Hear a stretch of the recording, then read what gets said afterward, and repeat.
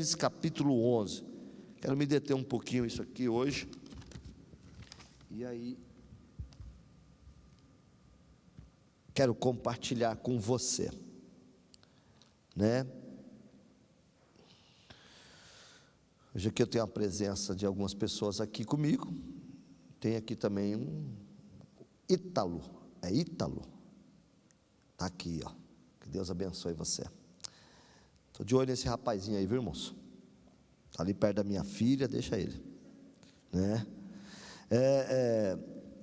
Gênesis capítulo 11, o versículo 6, queria ler com você, por favor. Gênesis capítulo 11, versículo 6, que diz assim, ó: disse o Senhor, eles são um só povo e falam uma só língua, e começaram a construir isso. Em breve, nada poderá impedir o que planejam fazer. Até aí. Pai, eu quero te agradecer por esta noite, pelo privilégio de poder estar diante do teu altar, diante da tua presença. Fala conosco, fala com a tua igreja, fala com o teu povo, alimenta-nos através da tua palavra, eu te peço, em nome do Senhor Jesus, amém. Queridos, esse mês de julho, nós estamos falando sobre, dá para colocar lá o tema, por favor? Pessoal aí, obrigado. O tema deste mês é o mês de julho, o tema é a unidade. E nós já estamos falando sobre unidade, e abrimos o primeiro domingo do mês de julho, e aí tivemos o culto na semana, domingo agora na ceia, nosso apóstolo usou exatamente esse texto, para falar conosco sobre unidade, e eu quero só trazer a tua memória, você que está em casa, você que está aqui, você que ouviu domingo, e você que não ouviu, terá a oportunidade de estar em conexão conosco aqui. Mas eu me lembro que na fala dele, uma das falas dele, entre tantas, uma das falas dele, que ele diz assim, primeira coisa que ele disse para nós, nem toda unidade, ela pode nos levar a um propósito correto. Então, nós temos que tomar cuidado com a unidade, porque nem toda unidade, parece um paradoxo, é boa. Porque tem unidade que é má. Quando você se une com alguém para prejudicar o outro, debaixo de um propósito errado, não é boa essa unidade. E ele usou exatamente esse texto que essas pessoas da Torre de Babel vai construir uma torre com um propósito errado, com um propósito fora do propósito original de Deus. No capítulo 9 de Gênesis aqui, só para você, por favor, se você puder aí acompanhar, Gênesis capítulo 9, qual que era o propósito de Deus? Na verdade, Deus destrói o mundo em água, e todo ser humano, todo animal que não entrou na arca de Noé, morrera, não subsistiu nada. Então Deus tem uma aliança com Noé, Noé entra na arca com a sua família, com alguns animais, e Deus poupa a vida de Noé, da sua família, no tempo do dilúvio.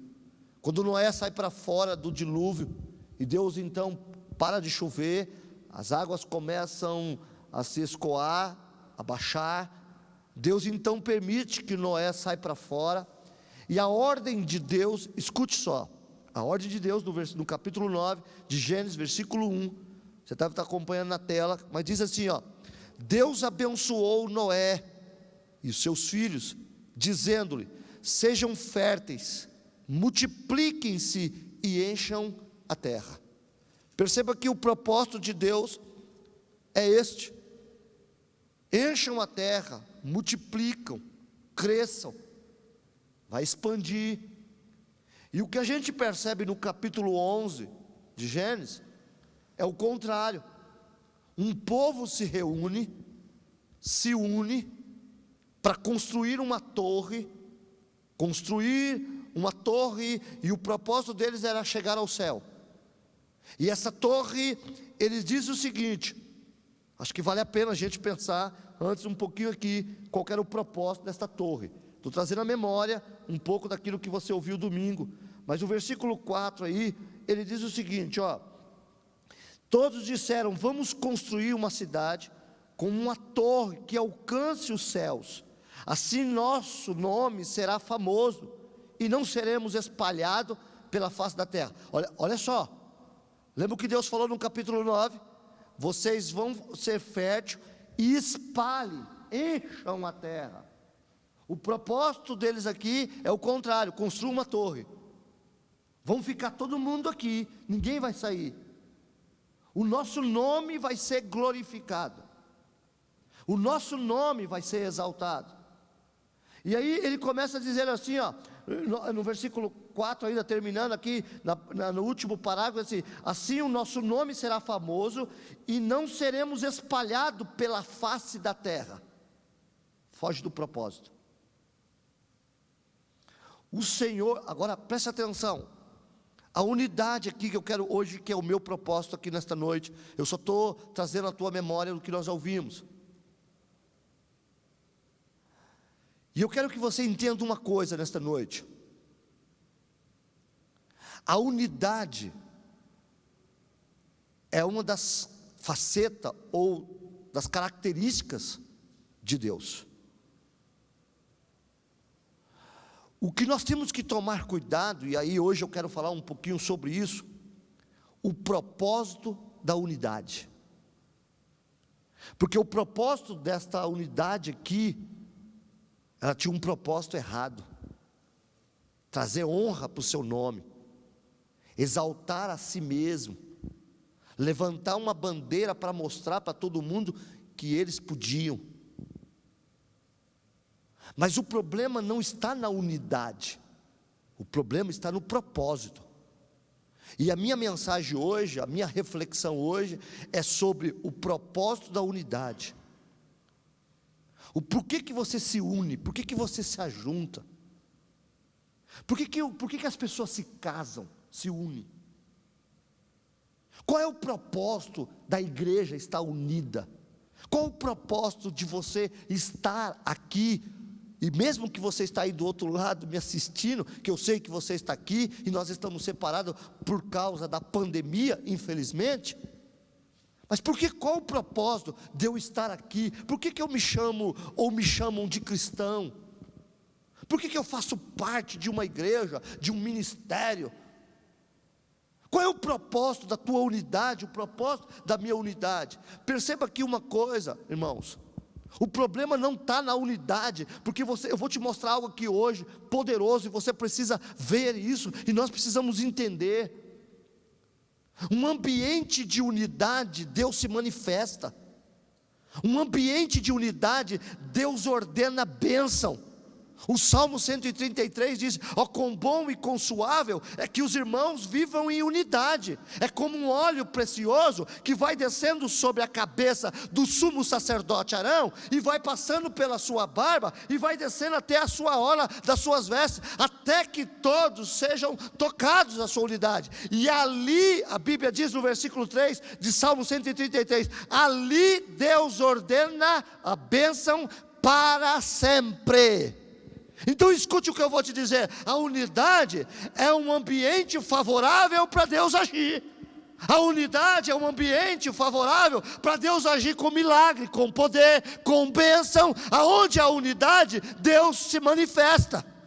Então o problema não está na unidade, o problema está no propósito. O propósito que é perigoso. O propósito pode te levar. Eclesiastes capítulo 4, versículo 3, se eu não me engano, ele diz o seguinte: olha, afia o teu machado, porque se o teu machado estiver afiado, você faz menos força. A unidade, meu irmão. Provérbios também ensina para nós que um cordão de 2 dobras, ou de 3 dobras, é muito mais difícil. A unidade faz você ganhar força. A unidade faz você fazer menos força. Tem um programa na televisão, e eu não vou fazer propaganda de ninguém aqui, mas tem um programa na televisão, que às vezes eu gosto, daquele programa do Luciano Huck, que ele fala sobre Doce Lar. Cara, às vezes eu assisto aquele programa, e tem uns programas também em canal fechado, que fala sobre construção.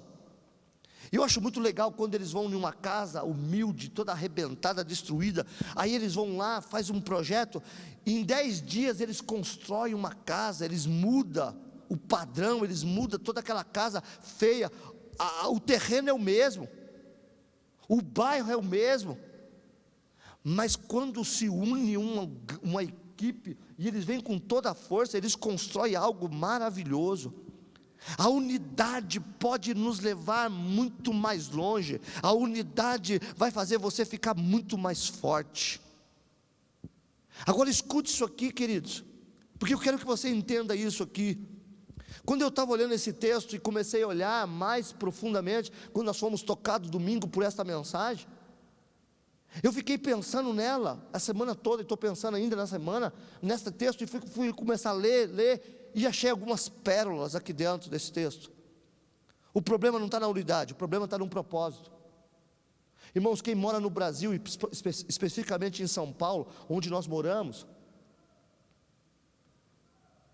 você percebeu que o crime de uns anos para trás cresceu violentamente?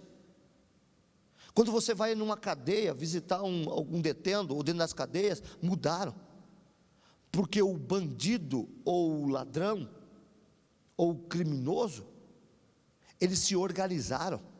Existe uma facção que domina hoje, infelizmente, São Paulo, que é uma facção que tem organização, se uniram, e eles conseguem o objetivo, tem unidade, mas o propósito está errado.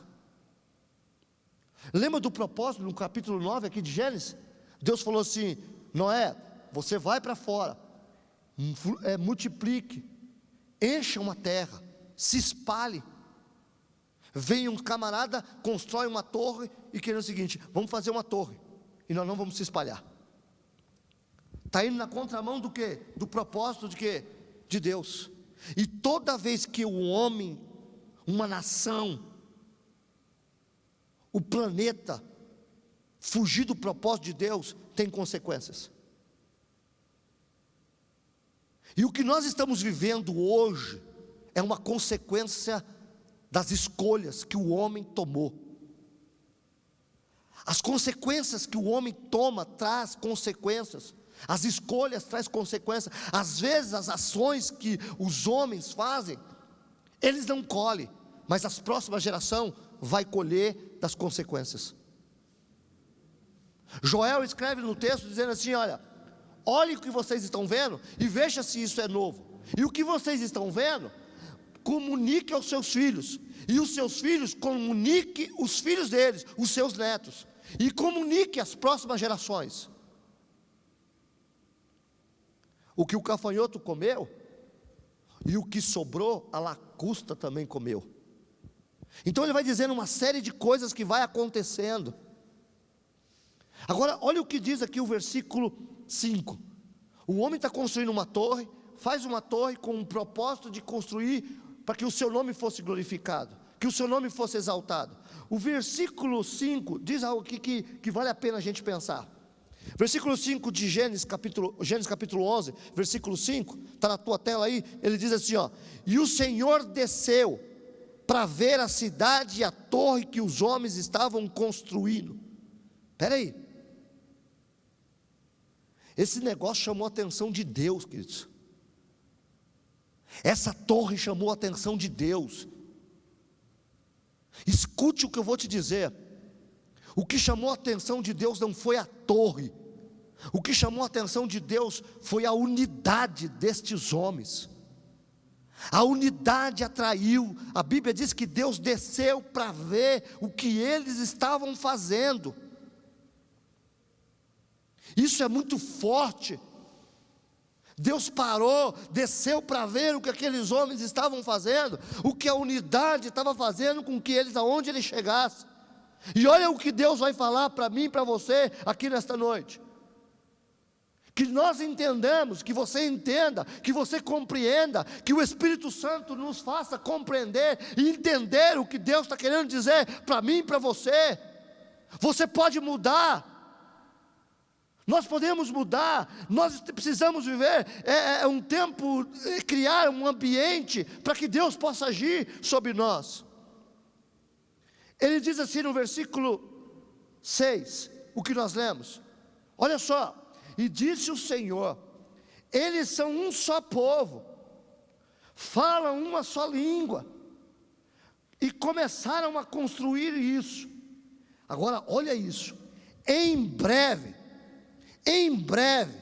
nada poderá impedir o que planejam fazer. Irmãos, olha que coisa poderosa. Deus olhou e falou assim: do jeito que eles estão indo, da maneira que eles estão unidos, ninguém para esse povo.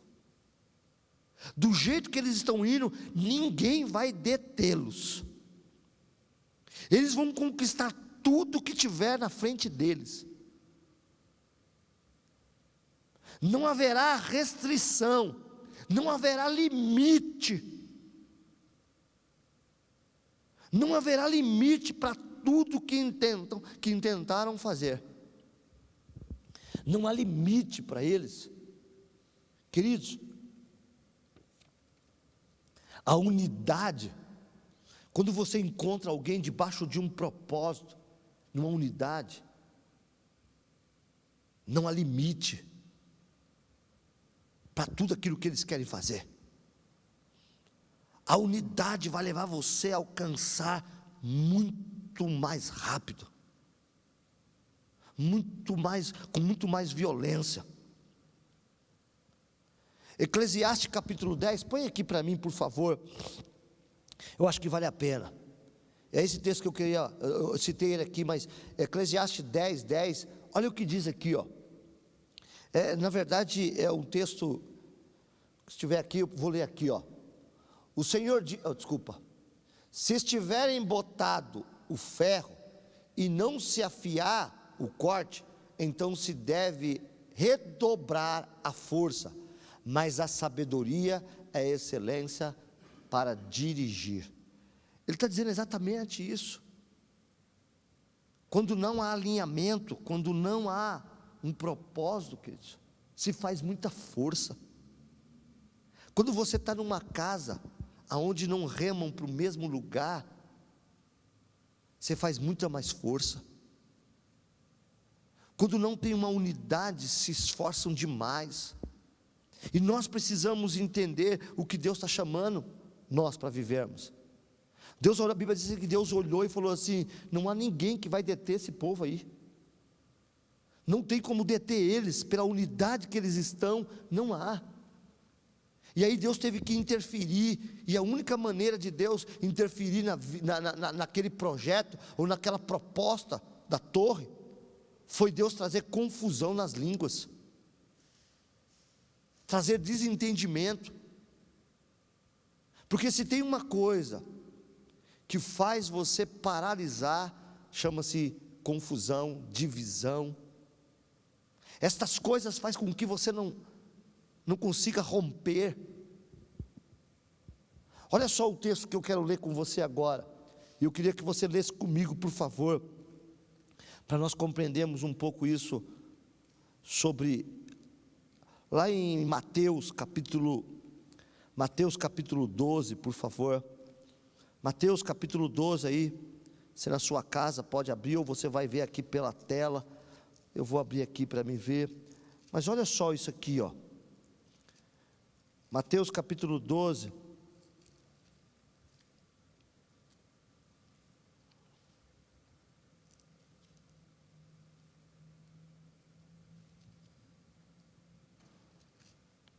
Capítulo 12. Deixa eu ver aqui. Versículo 22. Mateus 12, 22. Olha só, deixa eu ler esse texto aqui para você. Que diz assim, ó. Depois disso, levaram-lhe um endemoniado que era cego e mudo. E Jesus o curou, de modo que ele pôde falar e ver. Todo o povo ficou atônito e disse: não será este o filho de Davi? Mas quando uns fariseus ouviram isso, disseram: é somente por Beelzebu, o príncipe dos demônios, que ele expulsa os demônios. Jesus, conhecendo os seus pensamentos, disse: todo reino dividido contra si mesmo será arruinado, e toda cidade ou casa dividida contra si mesmo não subsistirá. Se Satanás expulsa Satanás, está dividido contra si mesmo. Como então subsistirá o seu reino? Se eu expulso o demônio por Beelzebu, por quem os expulsam os filhos de vocês? Por isso, eles mesmos serão juízes sobre vocês. Mas se é pelo Espírito de Deus que eu expulso o demônio, então chegou a vocês o reino de Deus. Irmãos, esse texto aqui é muito rico, muito poderoso. Em primeiro lugar, eu quero que você entenda o seguinte: Jesus vai curar um camarada que é mudo e cego. O camarada que está lá com problema, e Jesus ele vai curar, e a Bíblia diz que ele cura, toca nele, ele começa a ver e a falar. Ele é tocado por Jesus, mas a cura deste moço causou um problema para Jesus que você não tem ideia. Porque os doutores, os mestres da lei, os fariseus estavam naquele dia olhando. E por que causou grande constrangimentos e problema, até acusação ou calúnia contra Jesus, que ele precisa se manifestar? Porque Jesus curou esse moço e era sábado. E para o fariseu, ou para o doutor da lei, que guardava a lei, isso para ele era uma afronta. Ele não poderia fazer aquilo de hipótese alguma. Então ele diz o seguinte: olha, sabe o que ele está fazendo? Ele está expulsando o demônio aí em nome de Beelzebu, que é o príncipe ou a autoridade máxima de demônio. Jesus, conhecendo o entendimento deles, diz assim: como que pode demônio expulsar o próprio demônio? Se eles fizerem isso, eles estão divididos, e eles não vão subsistir. Irmãos, eu quero duas coisas conversar com você aqui hoje sobre esse texto. Primeiro, essa questão da lei. A questão da lei, por que Jesus curou no sábado e os fariseus ficaram extremamente revoltados a ponto de chamar Jesus de Beelzebu? Em primeiro lugar, eu quero que você valorize, eu não estou aqui negredindo a lei, ou tentando descaracterizar a lei, ou a gente tem porque eu não vivo da lei. O fariseu, ou o doutor da lei aqui dessa época, o judeu, e eu estive recentemente em Jerusalém. Você sabe que um judeu ortodoxo, ele leva muito a sério essa questão da Torá, essa questão dos livros Pentateuco, que são as leis. Eles levam muito a sério e guardam isso com muito zelo. Então um judeu ortodoxo ou um fariseu, o guardador da lei, o mestre da lei, ele tinha isso com muita seriedade e com muito zelo. Então para ele, eu até marquei aqui uma coisa bacana: para um judeu ou para um fariseu, a lei é algo muito sagrado, e ela tinha um significado muito forte. E qual era o significado do sábado para um judeu? Que sábado era dia de ouvir a palavra, de orar e de ter intimidade com Deus. Então, se você olhar por este âmbito, o negócio vale até a pena, eles não estão errados. O sábado para o judeu tinha 3 objetivos: ler a palavra, ter um momento de oração e ter uma vida de intimidade. Por isso que eles diziam: não é dia de fazer nada, é dia do Senhor, é dia de você estar no Senhor.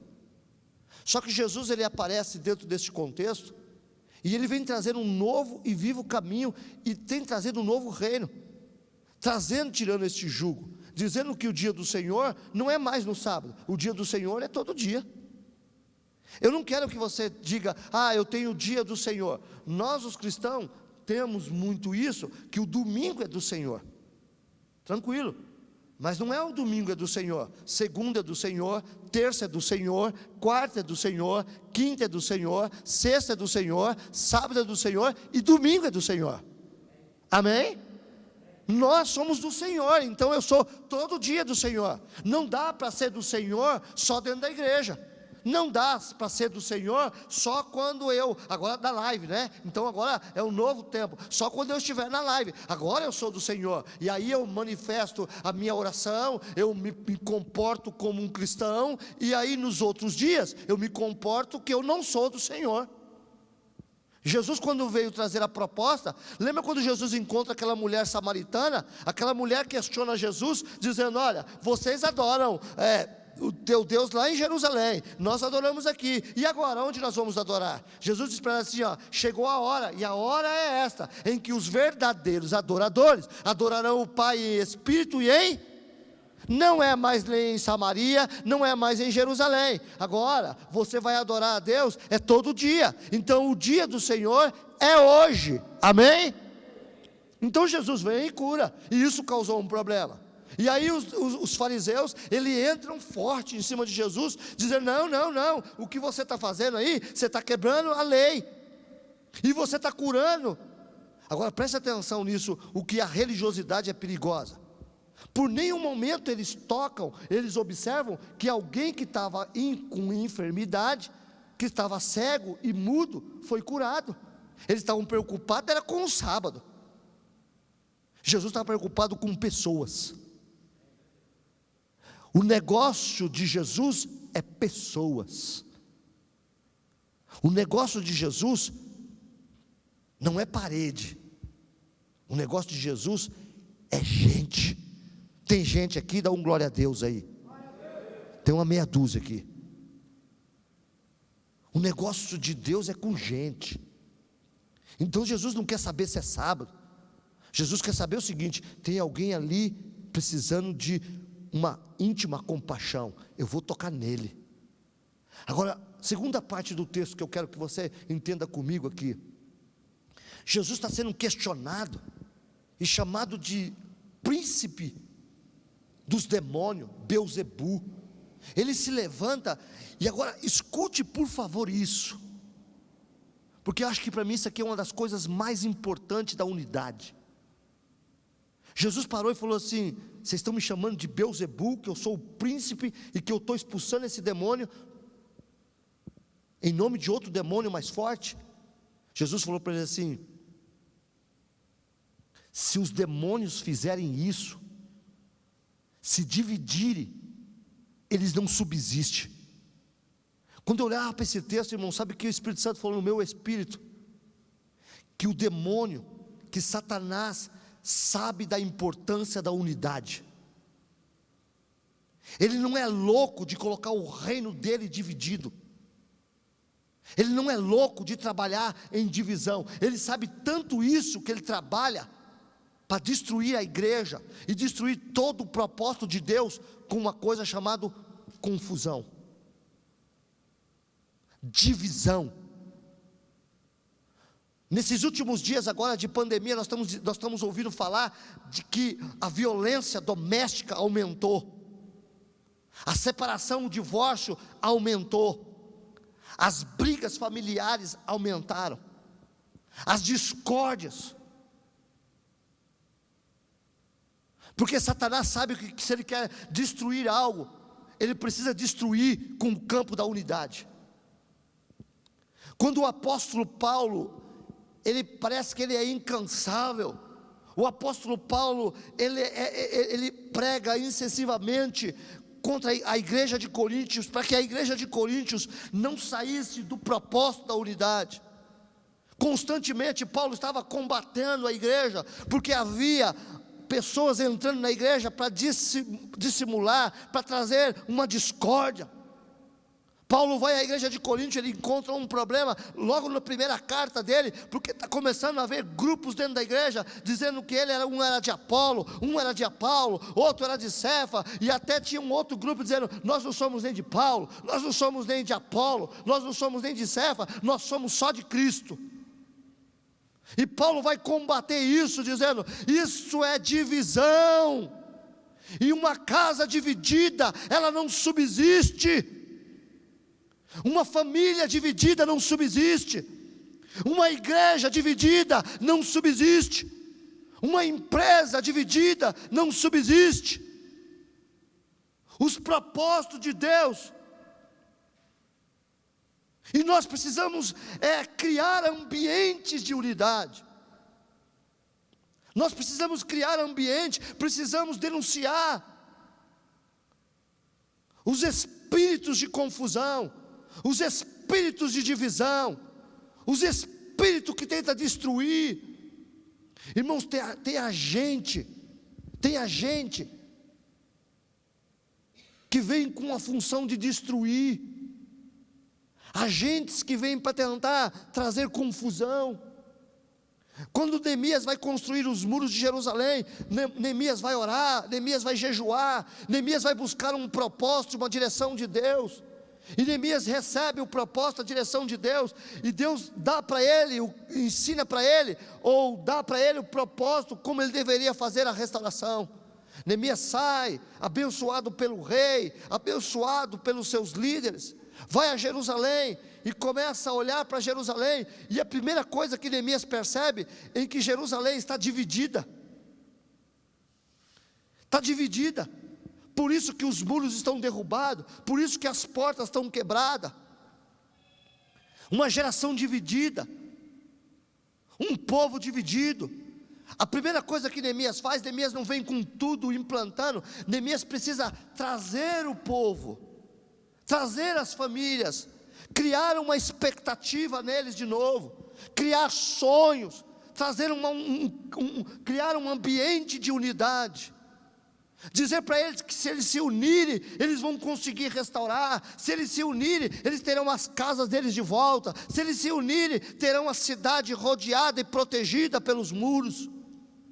Neemias precisa trazer uma unidade nas famílias, que eles trabalhem unidos, porque havia poucos homens, e o muro era extenso, a obra era grande. Neemias precisava trazer este conceito de unidade, para que eles trabalhassem em unidade. Quando Neemias consegue colocar essa convicção, Neemias começa a trabalhar, e Neemias começa a ver o resultado do trabalho. Os muros começam a se levantar, os muros começam a chegar a uma altura que começa a incomodar, sabe quem? Sambalate, Tobias, Gesem, são os que vão tentar causar confusão para parar a obra, e eles tentam parar Neemias de todo quanto é jeito, através de carta, através de mensagem. Só que Neemias tem um propósito, Neemias ele está focado, Neemias não tira o foco do seu propósito, Neemias está bem orientado, ele sabe aonde ele quer chegar, ele sabe o que ele quer.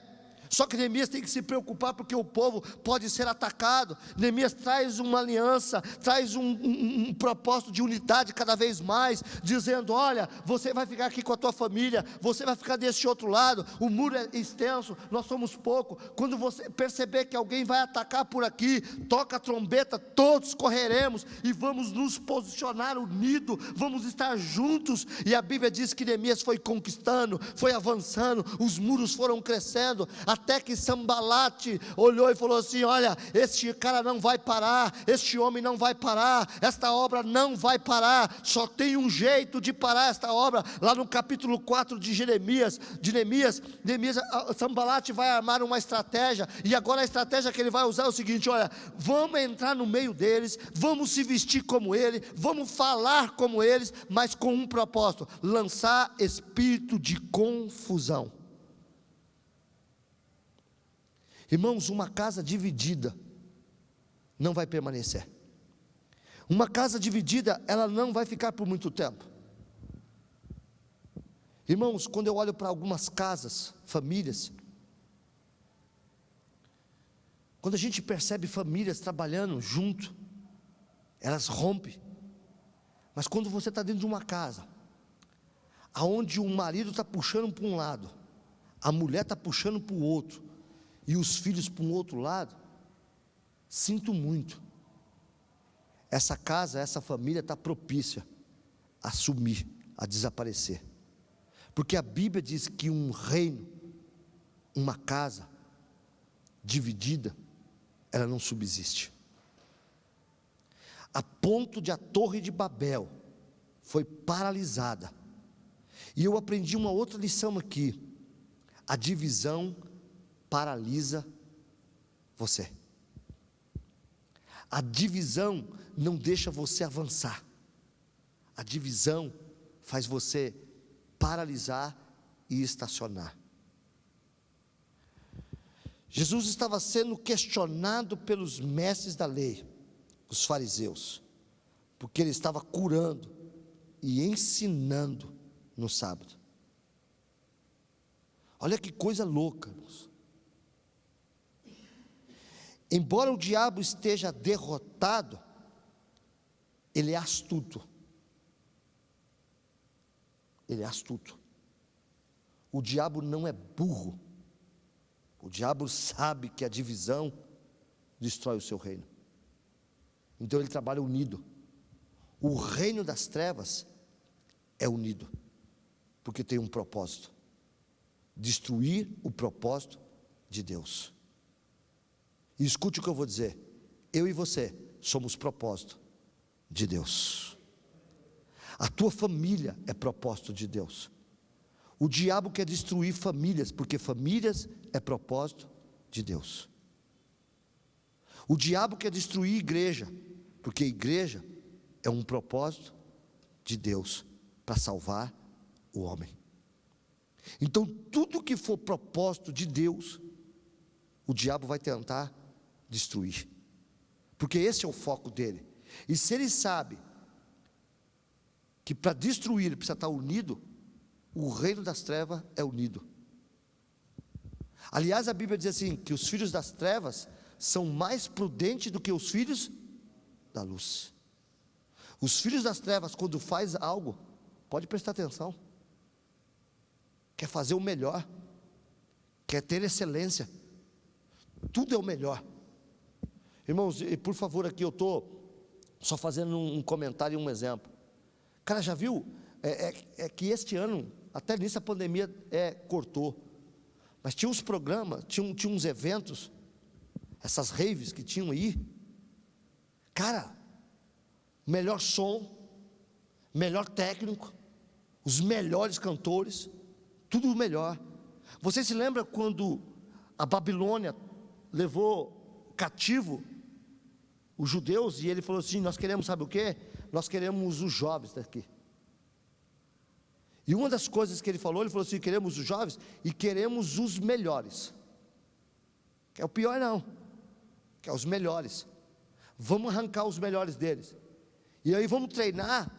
E aí nós ouvimos também domingo, mudar a linguagem deles, mudar a roupa deles. Vamos colocar eles dentro do nosso padrão. O nosso padrão. Ele quer um padrão. O inferno tem um padrão. E ele quer trabalhar. E ele quer destruir. Mas hoje eu quero te dizer para você: a unidade vai nos levar a conquistar coisas poderosas. E eu quero declarar que você vai ser um agente de paz sobre esta nação. Você vai ser um agente de paz na tua casa, no meio da tua família. Talvez está vivendo um tempo de guerra, mas Deus precisa levantar profetas nessa geração, e que tem uma voz profética. E qual é a voz? Uma voz de paz. Jesus falou assim: eis que eu tenho uma paz para dar para vocês, e a paz que eu tenho não é a paz que o mundo tem. A paz que o mundo tem para dar para nós, às vezes o mundo vem com a paz, às vezes o mundo vem com a unidade, mas a unidade e a paz que o mundo, que Satanás quer nos oferecer, é uma paz e uma unidade de interesse, de troca. Eu tenho união, eu faço aliança com você, eu me uno com você, eu quero amizade com você, porque eu estou interessado em alguma coisa que você tem. Eu quero trazer paz para este lugar, porque eu tenho um propósito maior. Mas a paz que Deus tem para mim e para você, ela excede todo o entendimento. A paz que Deus tem para mim e para você, é uma paz que traz refrigério para a minha alma e para a tua alma. Deus tem uma paz e você e eu somos um agente. Eu quero declarar sobre esta igreja, sobre a tua vida, você que está em casa, você que está aqui, você vai mudar este ambiente hostil, você vai mudar este ambiente, o ambiente da tua casa, o ambiente do teu trabalho, o ambiente da tua família. Você vai ser um agente que vai trazer uma unidade. E lembre de uma coisa: a unidade é um ambiente favorável para Deus agir poderosamente. E eu declaro: aonde há destruição, haverá restauração. Aonde houver destruição, Deus vai restituir pelo poder do nome de Jesus. Você se lembra quando Deus levou o profeta ao vale de ossos secos e mostrou para ele um ambiente hostil, um ambiente de morte, um ambiente sem vida, um ambiente de vale de ossos secos? E Deus falou para o profeta: pode alguma coisa aí? E o profeta falou: eu não sei de nada. Deus falou assim: pode acontecer alguma coisa quando alguém mudar o ambiente, quando alguém mudar este lugar. E eu e você fomos chamados para mudar ambiente de morte, ambiente sem vida, ambiente sem esperança. Mas quando o profeta abriu a boca e começou a liberar uma palavra de ressurreição, o vale de osso seco tomou outra forma. O vale de osso seco começou a ter uma outra visão. E eu quero declarar que haverá um novo tempo na tua casa, haverá um novo tempo na tua família, haverá um novo tempo nos teus negócios, porque há uma palavra profética de unidade sendo liberada sobre nós. E se você crê, dá um glória a Deus aí. O fato da divisão, o reino de Satanás é muito unido. Eles unem força para destruir a criação de Deus, e todos estão no mesmo propósito e no mesmo foco. Qual é? Demônios trabalham constantemente para que não sejamos unidos, tanto na igreja, em casa e entre os irmãos. Ele trabalha neste propósito. A união nos faz mais forte. A união vai nos levar a alcançar muito mais rápido os nossos objetivos. Se vivermos em divisão, somos piores do que demônios.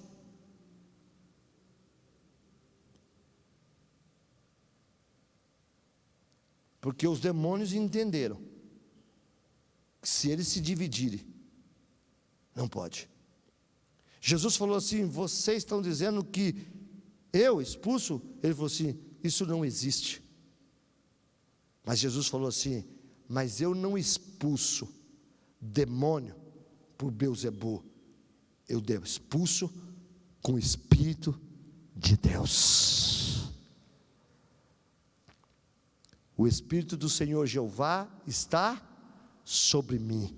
Ele me ungiu para pôr em liberdade os cativos oprimidos, em nome do Senhor Jesus Cristo. Eu quero declarar que a unidade nos levará a viver coisas poderosas. Perceba que na Torre de Babel, o problema não está na unidade, o problema está no propósito. O propósito é que é perigoso. Eu quero que você entenda hoje que Deus quer nos levar a viver algo poderoso. Irmãos, eu quero ser bastante otimista, ou ser alguém de muita fé, dizer que este tempo, ou que este momento que nós estamos vivendo, jamais será suficiente para paralisar a igreja. Pode parar o comércio, pode parar as grandes indústrias, pode parar todo o sistema econômico, pode parar até o sistema de saúde, educacional, mas ele não é capaz ou suficiente de parar a igreja de Jesus Cristo.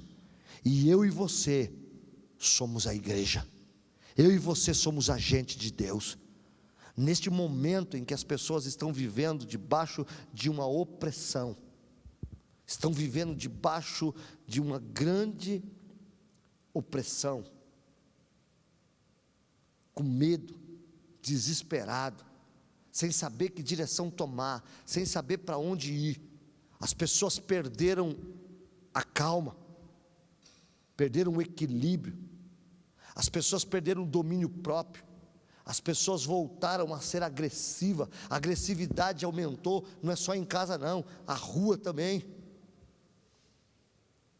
Não há um ambiente agradável, os ambientes estão pesados, as pessoas estão com medo, não se toleram.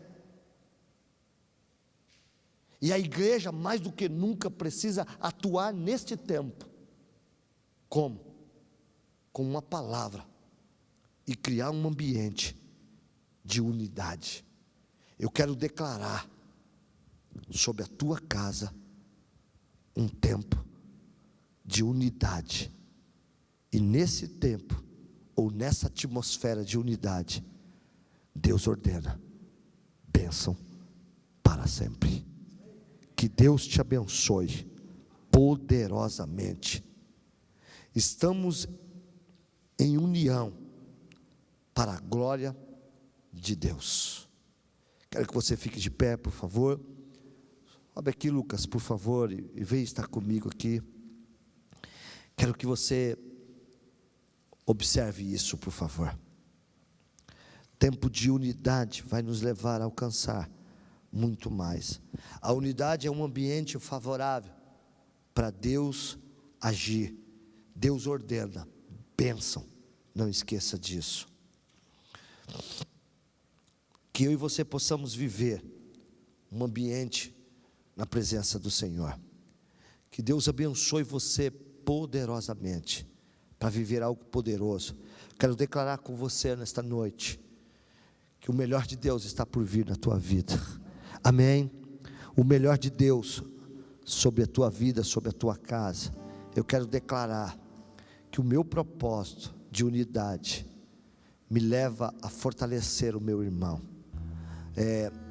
O apóstolo Paulo, escrevendo aos Efésios, ele fala um pouco sobre a unidade do corpo lá. Ele fala que Deus colocou cada um no corpo como Ele quis, mas para um propósito, para edificação do corpo, para crescimento. Irmãos, eu preciso de você, e eu espero que você precise de mim. Um precisa do outro, nós precisamos mais do que nunca. Eu tenho visto nesses dias, nós estamos vivendo um período difícil. Alguns irmãos nossos foram acometidos pelo vírus, mas eu tenho percebido uma unidade muito legal na igreja. Eu vejo um se preocupando com o outro, um ligando para o outro, um dizendo para o outro: olha, eu estou aqui, você precisa de alguma coisa. Um se preocupando um com o outro, nós nos preocupando um com o outro. Deixa eu dizer uma coisa para você também que está em casa. Eu sei que se nós olharmos para a televisão, olharmos para as notícias, elas não são nem um pouco positivas, elas nos desanimam. Mas eu não vivo das circunstâncias, eu não vivo daquilo que eu estou ouvindo. Nós precisamos viver da fé, viver da palavra. Nós vivemos da promessa de Deus, e a promessa de Deus é que Deus estaria conosco todos os dias. Deus está com você, meu irmão. Não temas, não temas, porque a Bíblia diz que 1000 cairão ao teu lado, 10.000 à tua direita, porém você não será atingido. Nós não estamos isentos de pegar o vírus, mas uma coisa eu tenho consciência: Deus está comigo. E se Deus está com você, meu irmão, você vai passar pelo vale, você vai passar pelas águas, e Deus vai estar com você. Ele não disse que você não teria problema, Ele disse que no mundo teria aflições, mas Ele tem bom ânimo. Eu venci e vocês vão vencer também. Por isso eu quero te convidar, se você puder, não tenha medo, venha estar aqui presencial, venha estar. É muito bom ver vocês aqui. Você não tem como é bom podermos compartilhar. Domingo nós estaremos aqui, e eu espero que você esteja aqui para celebrar o Senhor conosco. Amém? Eu quero declarar que a boa mão de Deus esteja sobre a tua vida. Vamos cantar uma canção, Lucas? Você preparou aí? Somos corpo.